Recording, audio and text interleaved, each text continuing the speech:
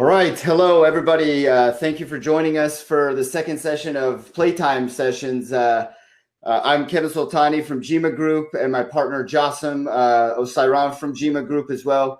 It's our honor and pleasure to have a legend with us today, not only in everything that we do in esports that you guys know us for, but in gaming and the history of how we even got to say the word esports, to be honest. I'd like to intro my very honored guest, but fast becoming a very close friend and mentor to me. And I just every time I read and talk to more with you, Nolan, I learn more. But before I let you jump, I would love to give our audience a full introduction of yourself. And Nolan is the co-founder, the original co-founder and innovator of the Atari. His partner and himself in 1972 got on the journey to creating and founding Atari and the first Pong games. This was a blockbuster, not only in its day, but still is today, as Atari has led the way for everything that we call gaming. Today, his design credo that games should be easy to learn and difficult to master, in inspiring a new generation of developers. As you can see, we have Riot Games sprouting up in the last 10 years. We have some of the massive game companies that really owe their hand to what Nolan created back in the 70s. And he went on to not only do that, but us Americans for our international audience, and then it went international. He's also the creator and chief innovator of Chuck E. Cheese Pizza Time theaters. And this was not only a big part of my childhood, but every American's childhood, I'd say, growing up. And so it was an amazing time to go in through interactive experiences. It was a passion of his that he led to go on to innovate the first in-car navigation system at ETAC. In the process, he was able to become essentially a magnet in the development world. And in his book in 2013, Finding the Next Steve Jobs, he was the first and only ever person to hire Steve Jobs, because in that time, in their two garages, one on this side and one on that side, they would call on each other and they would pick each other's brain. And that's just amazing in and of itself. We have, again, the honor of having him with us today.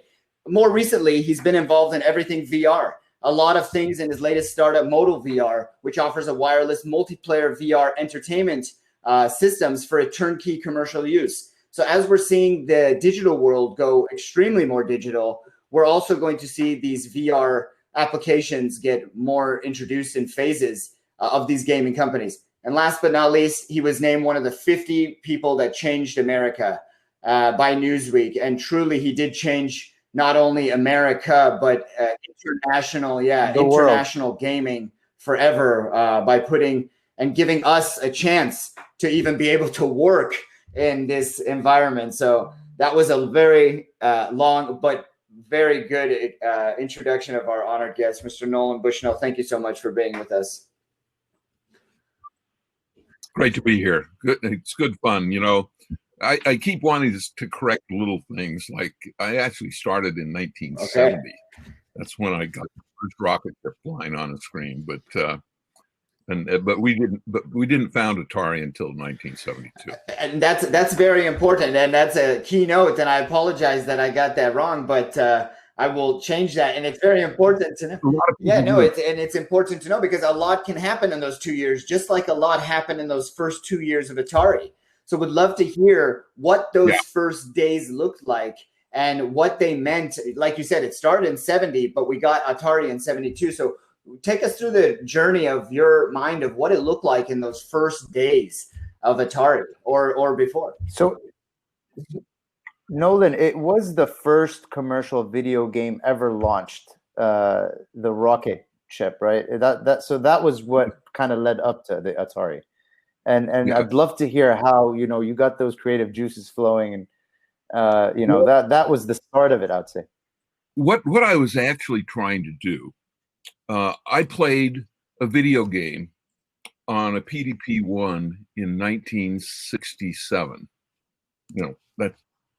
That's a long time ago. and of course, playing a game on a $1 million computer was something pretty cool. But and I was working in an amusement park at the same time. And I knew that if I could get that screen in my arcades, it'd make money. People put quarters in to play the game. And so that was kind of my direction. I graduated, moved to California, started working at Ampex, and one day a very, very inexpensive mini computer ad came across my desk.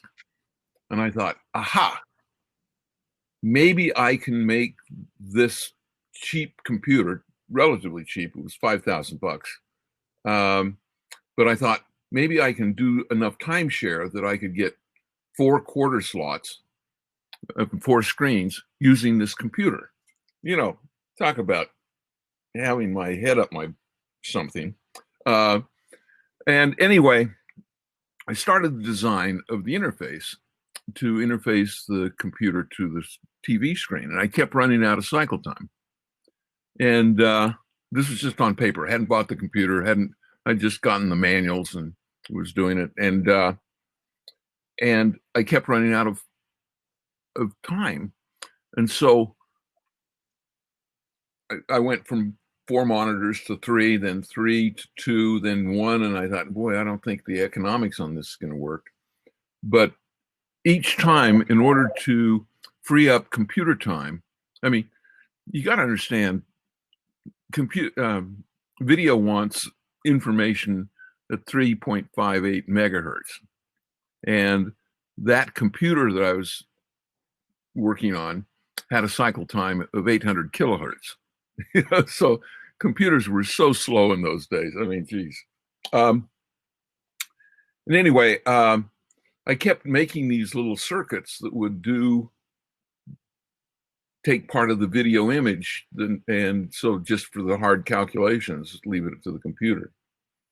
And it was actually Thanksgiving weekend in 1970 that I decided I was going to do it. And by Thursday, I decided to abandon the project. Just the timing wasn't right. The technology wasn't good enough. That night, I had an epiphany, and I said, hell with the computer. I'll just do it all in these little circuits. And by the time Sunday rolled around, I had the circuits designed and I had a rocket ship on a screen. Wow. And what was the epiphany that, I guess, was it the never give up attitude? Was it I had to finish this, or was it a passion of wanting to see something on the screen? What was that moment that I had to get back? It was a little bit of both. But I found that a lot of times when my mind works on a problem, going to sleep on it, and there's a lot of research that talks about the other mind, the parallel mind, that you can process, that in your foremind you can only process about 7 variables, but in your back mind you can sometimes, Einstein was supposed to be able to process 1,000. Maybe I'm up to 20, I don't know. but you can kind of solve problems more holistically when you're asleep sometimes. And I think that's what happened. Interesting. So it took that stepping back moment, I guess, to allow the mind to free up and use the back mind, like you're saying, to be able to participate in what was about to happen. Yeah. And the minute I said not to use the big computer, not to use the $5,000 mini computer, that was the free up. Interesting. So less was more. Less technology in essence. Exactly. Okay. And that's a good omen, and that's a good, note. and I can honestly say it continued, because the rocket ship flying saucer game that was computer space was probably 20 times more complex than Pong was. And yet people always think that Pong was the was the Genesis game, when in fact computer space was, but it wasn't nearly as successful as Pong, which was significantly simpler. So again, less is more. The simplicity of it. The simplicity of it. Yeah, I mean, take us through the Pong aspect, because I know when you got to Atari and you got that rocket on the screen, everything expedited, I'm sure. I'm sure everything just, ramped up, and, the aha moments just kept coming through, and then the Pong game. So what was it from the first image on the screen to the first series of Pong games? Now, was it an expedited process, or was that me generalizing the process? No, it was a total accident, a total serendipity. We started getting a little bit of traction with Atari. I might mention I licensed computer space to another company, so I was getting royalties and a little bit of a reputation.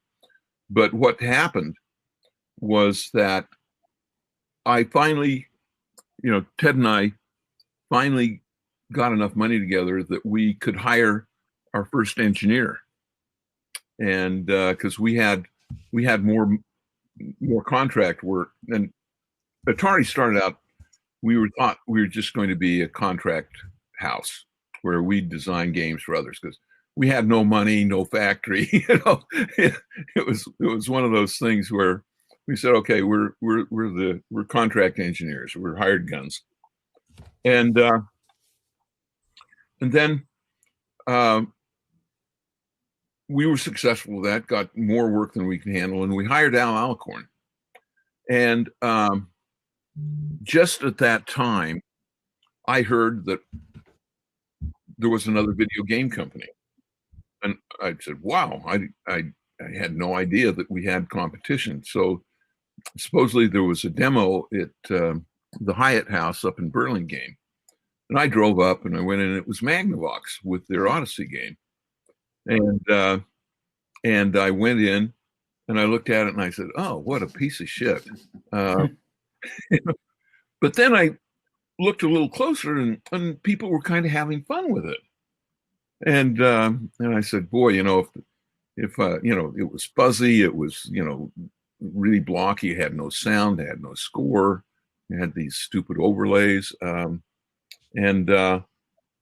so I thought to myself, if my technology was going to be applied to that, I could make it a better game." But that's about as far as it went. Driving back to Sunnyvale, where our offices were, actually it was Santa Clara. It was Al Alcorn's first day, and he showed up. He says, "Okay, what do you want me to do?" And I hadn't really thought about it, but I wanted to give him something that was simple. So I described Pong, and I said, "This is your project," and two paddles going like this, the ball going back and forth. And he said, "Okay." Literally a week later, he had it running. He had it wired right up there, and we played it. It was kind of fun. The first change was the paddles. When you simulate physics.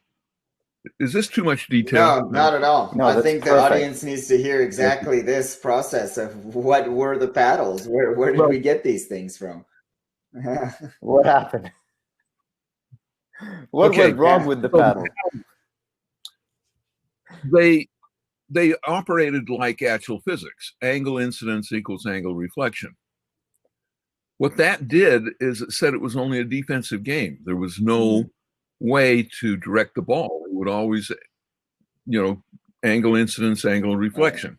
Right. And so the first change we did is we segmented the paddle so that if you hit the top corner, it would angle up. If you hit the bottom corner, angle down. If you hit the center of the paddle, it would go straight across. Then it got to be really fun. That was like a massive game changer. Right. The next thing that happened, The strategy starts to kick in. well, yeah.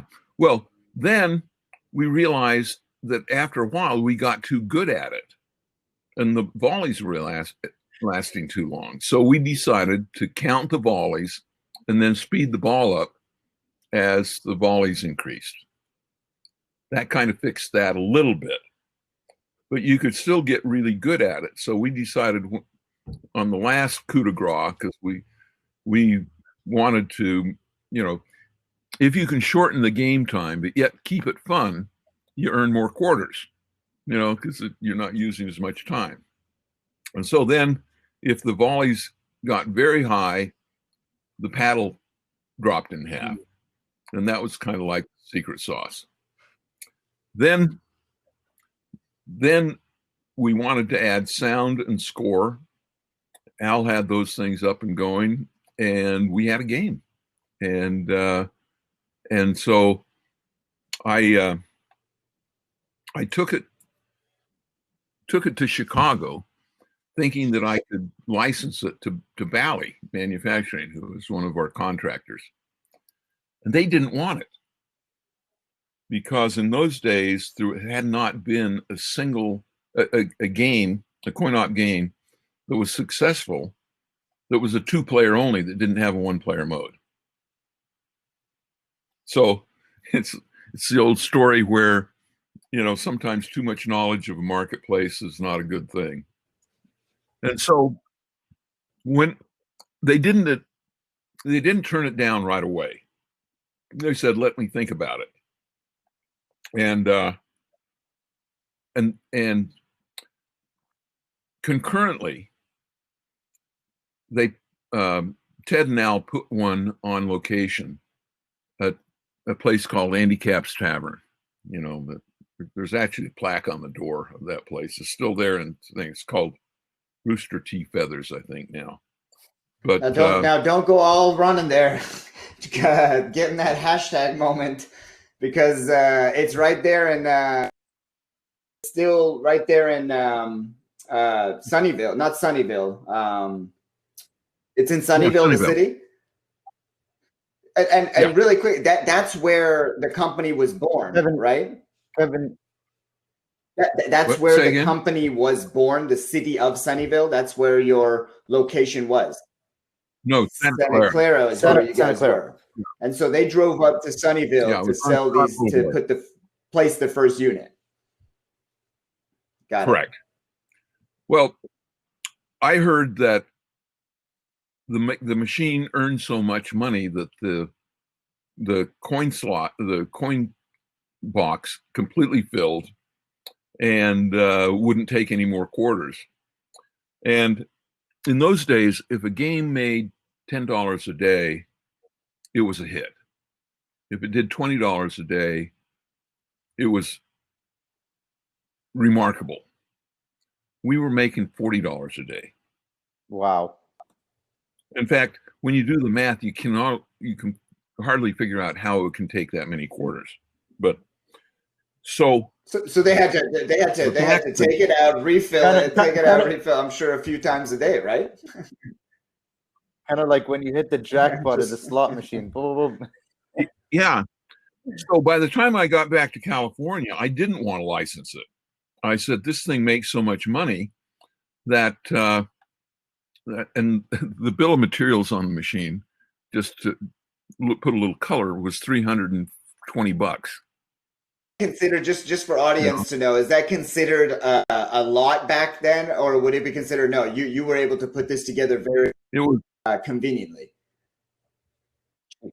Very cheaply. And so I said, hey, you know, even if I can't sell them, I can make them. I can put them on a route, and they'll pay for themselves in a week or so. You know, so I decided to go into manufacturing, and you know, it was a triumph of hubris over good sense. But anyway, we case that the manufacturers were lining up, you have to go shop it to them. Oh yeah, I had to go shop to. Well, what I did was I looked at the amount of money we had, and we had just enough money to buy the parts for 13 units. And I thought 13 wasn't a good number, so we decided to build 12. So I ordered the parts. Parts came in, we put them together, and we were off to the races. And we sold those for cash because the reputation in the Bay Area had started to kind of, people knew that this thing was starting to make some money. And the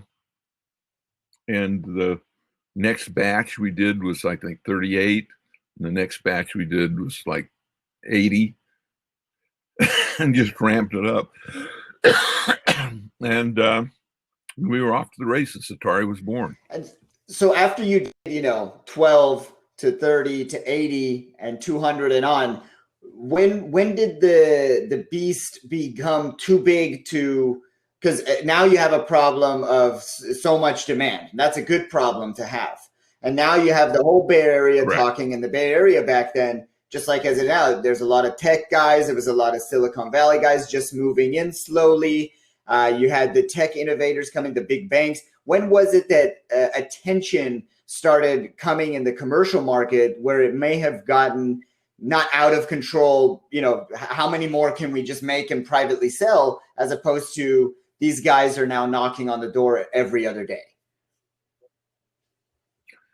Well, what happened was that of the first units that we built, we sold some to a distributor in San Francisco who had an allegiance to a company.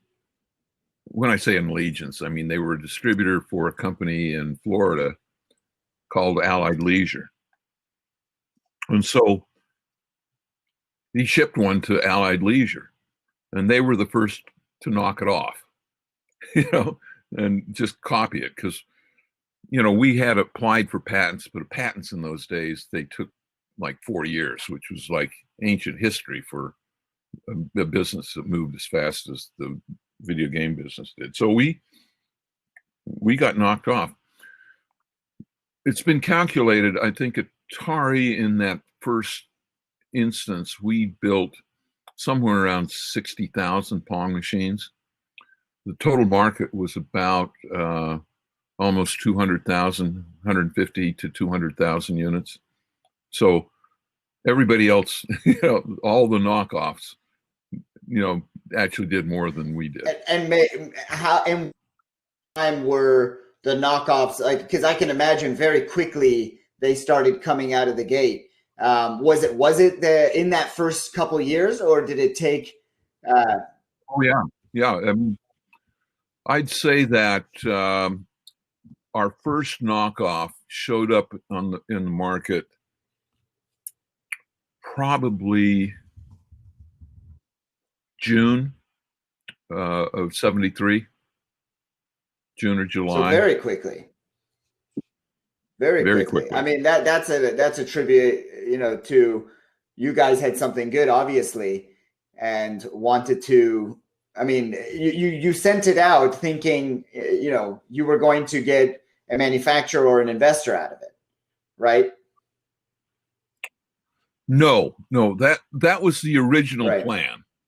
But once we saw that Pong was earning, I decided that I was going to go full bore and be a manufacturer and an innovator. And we were, and what Pong actually did is it supplied the capital. This will sound funny. Venture capital hadn't been invented yet. And so we started Atari with $250 each. So we had $500 of paid in capital. And and everything else we did was either through royalties or through contracts. But now Pong gave us gross margin, which gave us an ability to grow very fastly. And there was another thing that it did, is we could operate the company in positive cash flow because we got to the point where we could get 60-day terms on our parts and sell for cash. So we had 60 days of free cash. Right. And so we invented just-in-time inventory. The first year, we turned inventory 28 times. Incredible. Which That's incredible. is impossible. Yeah. Wow. I mean, and you were able to survive the knockoffs. You were able to survive, taking all the burden essentially in a good way under your own wings, saying, we don't want a license. We're going to manufacture ourselves. And you got to a point now, I believe 6 years later in 78, where now you're thinking about selling it, or where did that process come up of sale for the exit portion of it? Well, I was going to ask. Yeah. I was going to ask prior to that, Nolan. Was the money just coming in? Were you getting a lot of offers to kind of buy you out? What was going on the investment side of things? I'm sure you had a lot of people knocking on the door there. What did that look like there? Actually, not. Because in today's world, you would have, Oh yeah, today there's a couple of problems. The world thought that the coin-op game business was run by the mafia. And in fact, that was true at a point in time. Because if you look at Prohibition, the mafia supplied illegal alcohol, illegal gambling, loan sharking, and prostitution. When they opened up and alcohol was no longer legal, or it was legal again, they still had gambling and prostitution. And what happened is they didn't have speakeasies, so they disguised, in the speakeasies, they'd have slot machines because, they had the cops paid off and all that. But when they didn't have the cops paid off as much, they turned gambling machines into pinball machines. And so there were these things called one balls and bingos and what have you. And that, was, when I grew up, that was how you gambled in a bar. It was with these kind of pinball machines. And so that was very, very strong after the Second World War and into the 50s and 60s. But during that time, the amusement business started taking over, and our distributors, a lot of them were sort of family businesses, and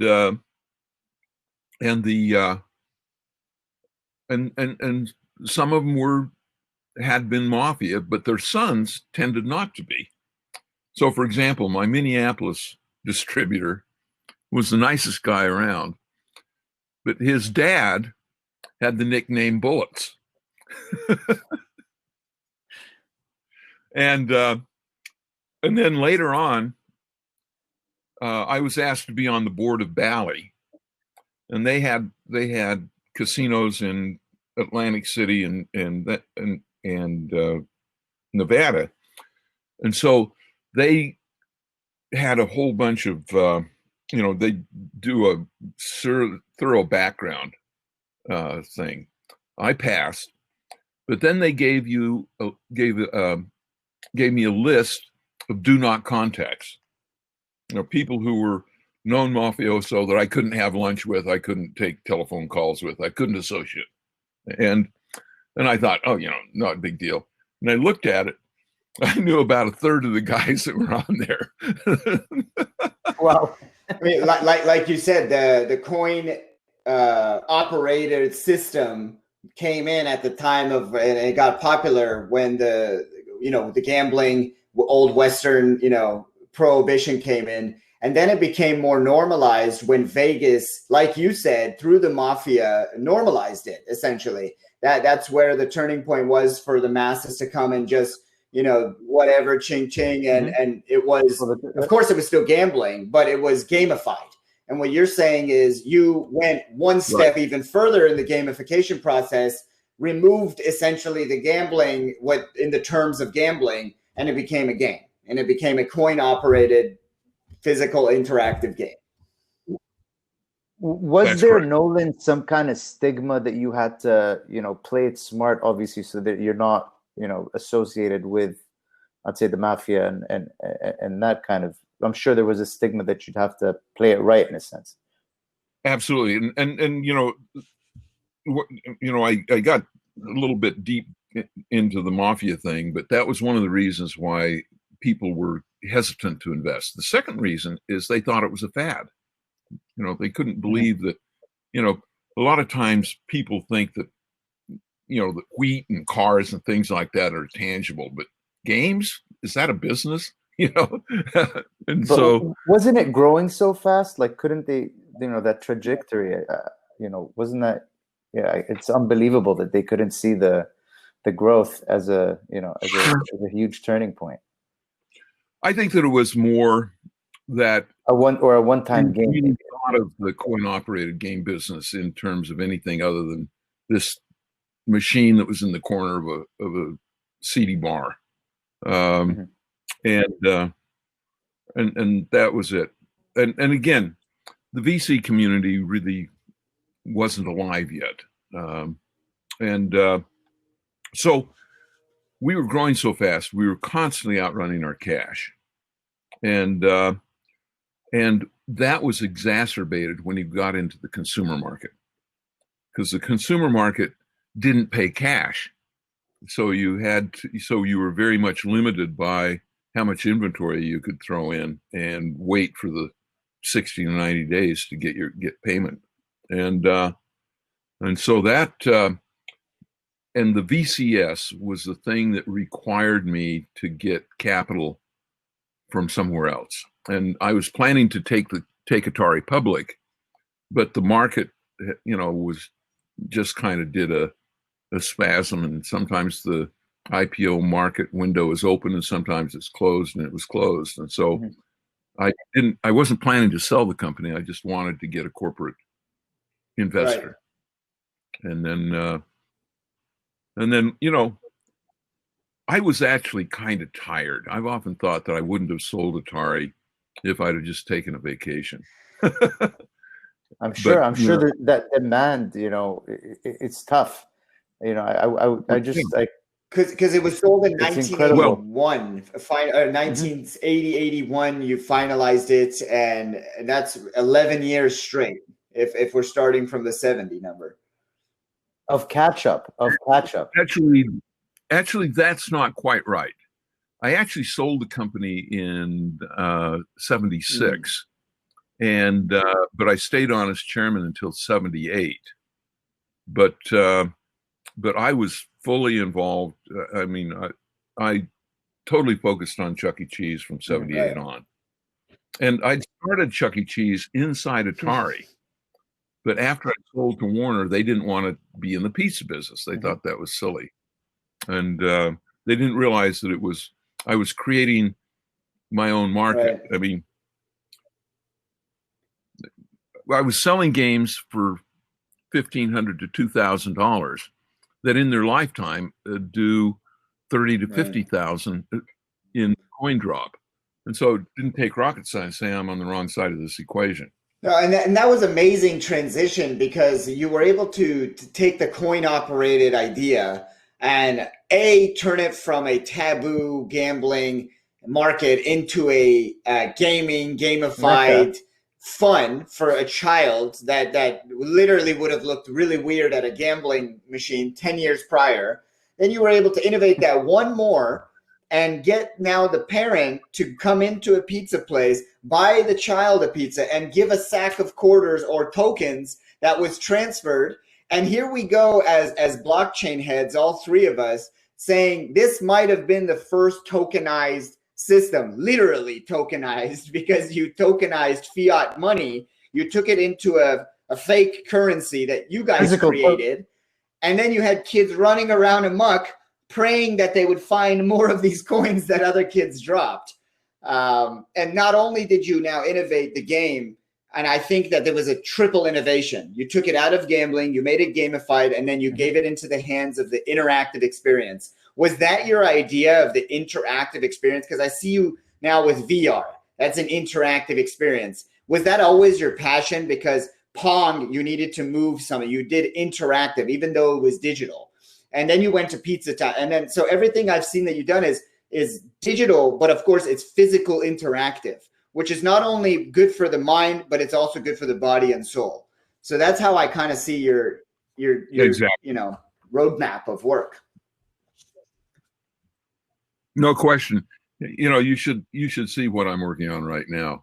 It'll make your head explode. We've talked privately, but for the purposes of a conversation that we can't say, the stuff that in VR that will be coming up and AR is amazing, but physical interactive was always the key for you. You know, going back to you always got to put a smile on people's face, but also got them to move. Well, also, maybe what you don't realize is that I sort of dribble 2 or 3 balls at the same time. And the other thing that I'm working on is board games that are powered by Amazon Echo. And so now I've got interactivity with people sitting around a table. Now I've added sound effects, music, playing with the synthetic AI, bringing it. I mean, stop to think about the board games with that cheesy little hourglass as the timer. Yeah. Well, Echo and Google Home, those are great timers. And you know, virtually you can throw a 7-sided dice with AI. It's pretty hard to do in a physical world. So that's kind of a fun thing. But I'm going to give you a tease of another project. I'll just give you the name of it. The Woods. The Weird Woods. Are we able to? Yeah, I was gonna say you heard it here first, but are we able to? So it's in that less is more, but we'll talk about. Is it a board game? Is that the no? Nope. Okay, so nope. Nolan Bushnell is working on something called The Weird Woods, and we can expect that it's probably going to be game changing because the roadmap has showed us that you know, just to you're going to probably experience the woods. Yeah, just to recap, you know, we're going to go into session 2. We're going to take exactly what I'm doing. You know, there you go. You just figured it out. But no, I want to recap really quickly. We're going to pause it for just 2 seconds. We're going to jump into the second session, which is more of a fire action. Look, we heard a history from a legend that got us to where we all are here. For everybody on the call today, for everybody going to be listening in the future to replays, everything that we've been afforded in esports that we call esports now started from gaming. And gaming tech was a tech.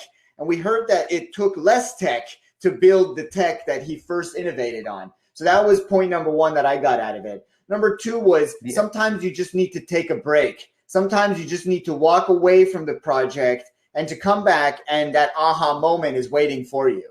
And number 3 is, you know, literally follow your passion. In the case of stigmas just coming at you, this stigma we heard was gambling, you know, mafia operated coin systems. If these words and adjectives were thrown around today, there's no way a company would be able to survive, you know, literally with the word gambling and mafia in it. But Nolan was able to push through and literally innovate 3 times. He innovated from a coin operating system to a gamified system that became Pong and Atari, to becoming more gamified, physical interactive in Chuck E. Cheese's. And now we heard the Wild Woods that we don't know what it's going to be, but I'm sure it's going to be digital, interactive, and maybe physical is my guess.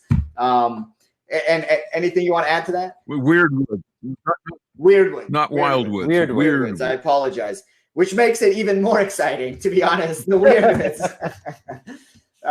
Nolan, thanks for part 1. Stay with us for just 2 minutes. We're going to get off and get on again. Take a water break. Thanks, guys. We'll be right back. Sounds good.